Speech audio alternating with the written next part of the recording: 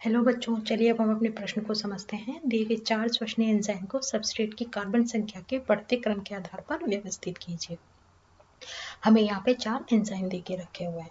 तो हमारे प्रश्न की मुख्य अवधारणा क्या होगी? मुख्य अवधारणा, श्वसनीय एंजाइम के सबस्ट्रेट को कार्बन की संख्या के आधार पर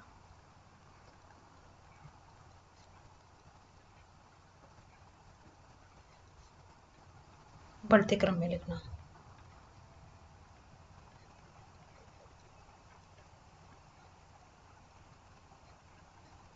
देखिए, जो एनोलेज है उसका जो सबस्ट्रेट है वह 3 कार्बन का होता है।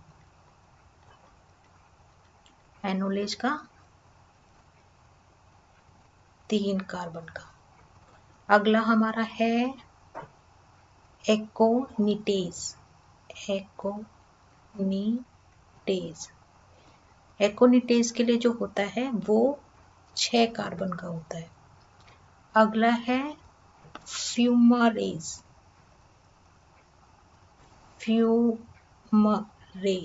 जो फ्यूमरेज का होता है वो 4 कार्बन का होता है। और जो हमारा एल्कोहल डिहाइड्रोजिनेज है, एल्कोहल डिहाइड्रोजिनेज,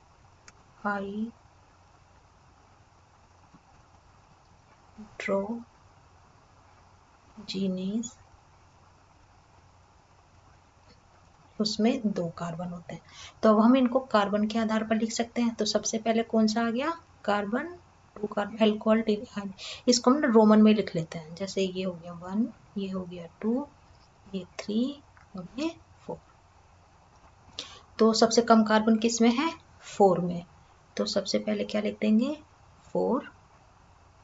फिर कार्बन 2 1 में, ये हो जाएगा 1। फिर कार्बन 3 में, ये हो जाएगा 3। और फिर सबसे ज़्यादा कार्बन किस में है? एकोनिटेज में, ये हो जाएगा हमारा 2। तो हमारा एक सही क्रम जो है कार्बन नंबर के आधार पर ये आ गया। अब हम अपने विकल्प पे चलते हैं। हमारा पहला विकल्प क्या कहता है? 2 4 3 1। ये हमारा विकल्प गलत है।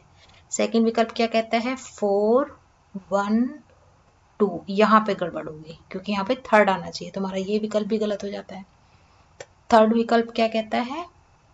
सी विकल्प क्या कहता है? 1 4 3 2। 1 आ गया सबसे पहले, तो ये तो वैसे ही गलत हो गया।